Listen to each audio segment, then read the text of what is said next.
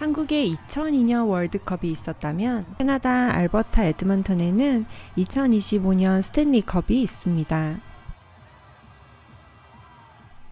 안녕하세요. 캐나다생입니다. 하키 좋아하시나요? 사실 하키 팬이 아니어도 캐나다에서 살다 보면 자연스럽게 관심을 가지게 되는 종목이 바로 하키입니다. 제가 온타리오 쪽에 살았을 때는 하키를 좋아하는 사람들이 많긴 했지만 이 정도까지는 아니었거든요. 그쪽은 오히려 토론토 블루제이 팬들이 많아서 야구의 인기가 더 강하게 느껴졌었어요. 그런데 알버타주, 특히 제가 살고 있는 이 에드먼턴은 정말 다릅니다. 하키에 대한 열정이 아주 굉장해요.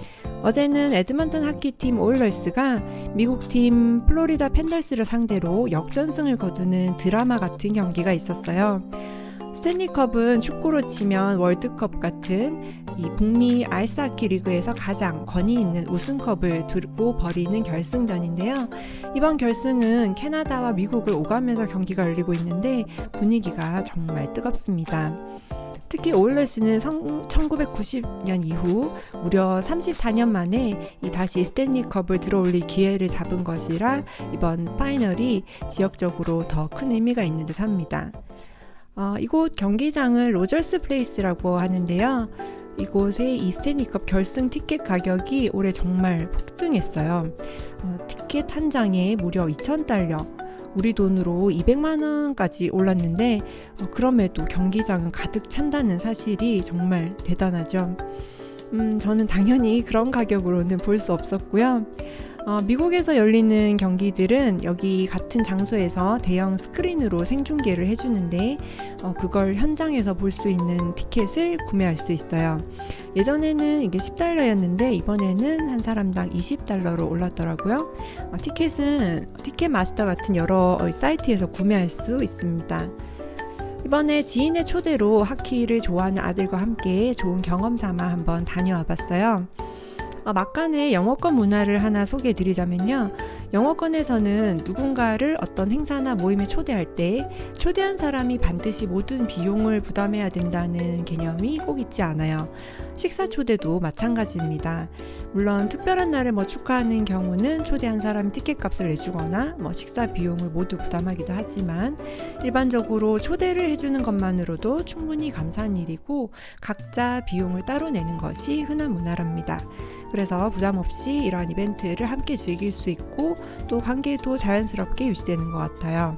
그래서 초대 전액 부담이라는 생각은 영어 문화권에서는 좀 다를 수 있다는 점 참고하시면 좋을 것 같아요. 혹시 앞으로 이런 경기를 가실 분들을 위해서 저희가 이번에 시행착오를 겪으면서 직접 경험했던 그런 현장 꿀팁을 좀 몇 가지 알려드려 볼까 해요. 저는 이런 곳에 가면 좀 비용을 절약하기 위해서 뭐든 싸가는 스타일이거든요. 그래서 이번에도 저녁 시간이라 랩 샌드위치랑 물, 과일, 스낵, 간단한 스낵 이런 담요까지 챙겨갔어요. 경기장 안이 좀 많이 춥거든요. 조금 일찍 도착해서 그 입장 전에 있는데 이렇게 앞에 지키고 계신 분이 얘기하시기를 너 가방은 가져갈 수 있을 수도 있는데 이 물통이랑 안에 어떤 물이나 이런 것은 반입이 안 되니까 아마 차를 가져왔으면 물은 거기에 두고 오는 것이 좋을 거예요. 이렇게 알려주시더라고요. 그래서 생각지도 못해가지고 보니까 사람들이 다 거의 그냥 간단한 가방 하나만 메고 오고 있더라고요.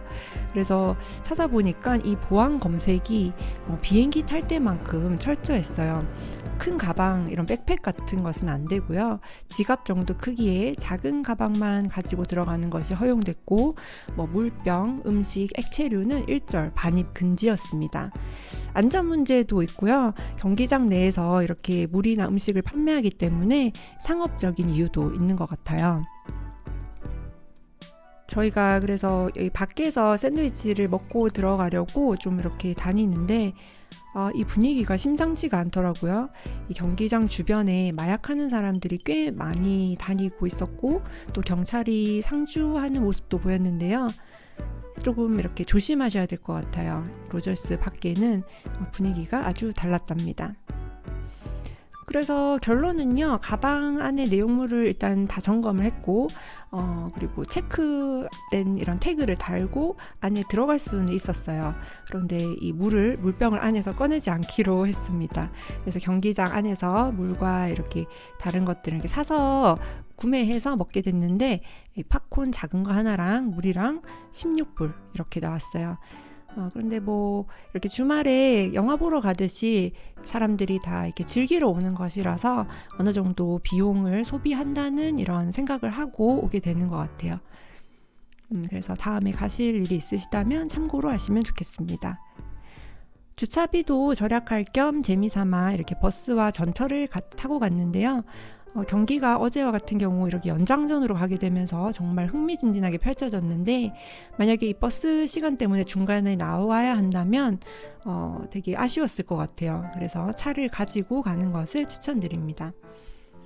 비용도 친구는 주차비로 $15 냈다고 하던데, 뭐 대중교통 왕복이 사실 그 가격이거든요. 두 사람 하면요. 12세 이하 어린이는 무료입니다. 그래서 다음에 간다면 저렴한 좀 주차장을 찾아보고 차를 가져가는 게 더 편하겠다는 생각이 들었어요. 어제 경기 상황을 말씀드리자면 하키는 총 3피리어드로 진행이 되는데요. 어제 첫 번째 피리어드에서 오일러스가 0대3으로 뒤지고 있었어요.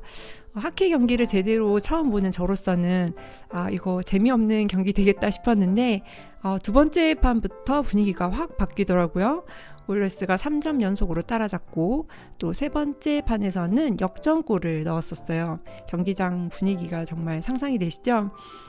그런데 이 마지막 19초를 남기고 팬더스가 다시 골을 넣으면서 동점이 되면서 경기가 연장전으로 넘어갔답니다.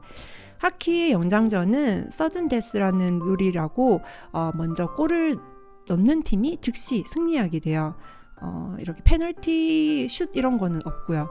결국 오일러스가 연장전에서 골을 넣으면서 5대4로 극적인 승리를 거두게 됩니다. 그래서 현재 시리즈 전적은 2대2로 동률, 앞으로 3경기가 남아있는데 정말 흥미진진한 상황입니다. 캐나다 사람들이 좀 점잖고 조용하다는 이미지가 있잖아요. 그런데 하키만 하면 정말 돌변한다 이런 말을 하기도 해요. 평소에 참던 이 마초 기질이 폭발한다는 말을 하기도 하는데 저는 이렇게 보면서 그냥 좀 조바심이 나더라고요. 다치는 사람이 있지 않을까 이렇게 하고요. 많은 사람들이 하키에서 싸움은 합법이라고 알고 있지만 정확히는 NHL 규정상 싸움은 합법이 아닙니다. 선수들이 싸우면 보통 5분 퇴장, 페널티를 받게 되고요. 그런데 워낙 오랫동안 하키 문화에 이 싸움이 포함되어 있어서 어느 정도 묵인되는 분위기가 있다고 합니다. 실제로 이런 NHL 역사상 싸움이 전혀 없었던 경기는 거의 없을 정도고요. 그래서 하키 선수들 중에 앞니가 빠진 사람들을 자주 볼 수 있어요. 심지어 일부 선수들은 뭐 어차피 또 다칠 거니까 치과 치료를 안 받는다고 할 정도라고 하는데요. 이처럼 하키는 꽤 과격한 스포츠라서 좀 그렇기 때문에 하키를 좋아하지 않는 사람들도 있습니다. 요즘 NHL에서는 점점 싸움을 줄이고 선수 안전을 강화하는 방향으로 규정을 엄격히 바꿔가는 중이라고 해요. 그래서 앞으로 더 안전한 스포츠로 변화하기를 기대해 봅니다. 그리고 에드먼튼 오일러스 하면 이 코너 맥데이비드 선수를 빼놓을 수가 없어요. 이 등에 모두 이 선수 이름을 새겨진 티셔츠를 입고 다니는 것을 볼 수가 있는데요. 요즘 한국 축구에 손흥민 선수가 있다면 이 캐나다 하키에는 맥데이비드가 있다고 해도 과언이 아닙니다. 두 선수 모두 세계 최정상급 플레이어지만 둘 다 오랫동안 우승컵과 인연이 없었던 공통점이 있었죠. 손흥민 선수가 최근 유로파리그 우승을 꿈으로 이룬 것처럼 이번에 오일러스가 우승을 하게 되면 맥데이비드 선수에게도 그런 드라마와 같은 순간이 될 것 같네요. 그럼 오늘 현지 캐나다 하키 이야기 재밌게 보셨으면 하고요. 영상이 마음에 드셨다면 구독과 좋아요 부탁드려요. 그러면 오늘도 하루 행복한 하루 선택하시고 좋은 하루 되시기 바랍니다. 저는 또 다음 영상으로 인사드릴게요.